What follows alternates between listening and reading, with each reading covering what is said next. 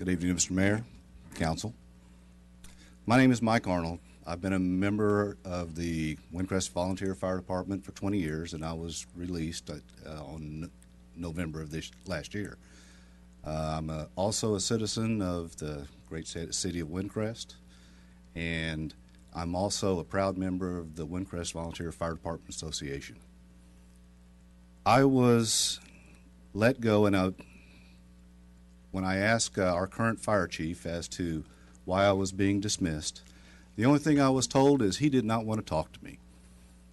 Well, I did a little backtracking. The last conversation I had was at a Bugle Crew meeting where I suggested that the proceeds from the light up be counted twice before it went to the bank. Now, my understanding was that the proceeds were collected, put into a bag, and left on the chief's desk, and was never counted before it went to the bank. I was a bit concerned.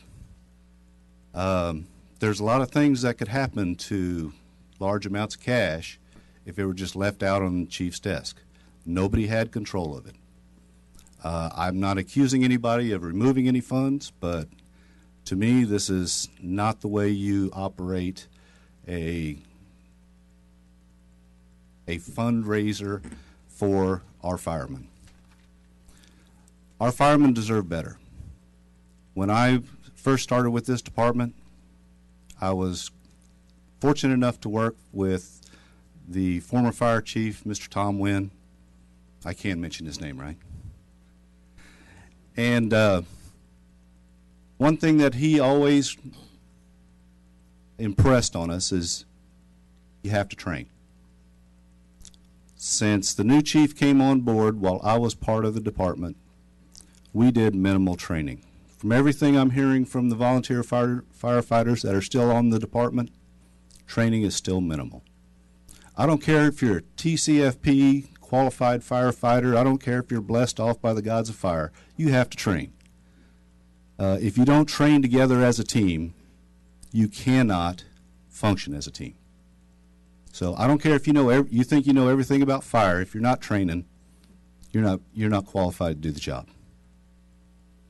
I don't know what the problem is. I tried to address it. I tried to have officers meeting because I was a captain promoted by our fire chief. And every time I asked for a officers meeting, or any of the other officers asked for an officers meeting to sit down and ask for organization, what we as officers were assigned to do to assist this city, we were told that it wasn't important and we didn't need to have an officers meeting. So it sounds to me like we were running more of a dictatorship than a fire department.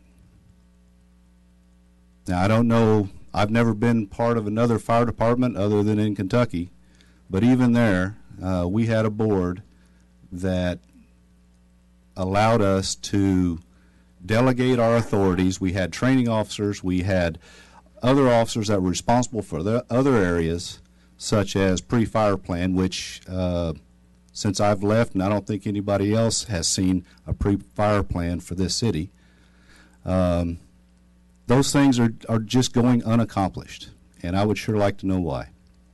Thank you for your time. Just one comment, Mr. Arnold. Yes, we actually received information about the money as it was being collected, and as far as I understood it, it's exactly as you represented it. Nobody counted it. It was brought to the bank, and they counted it at the bank. So that's what we know. I think that's the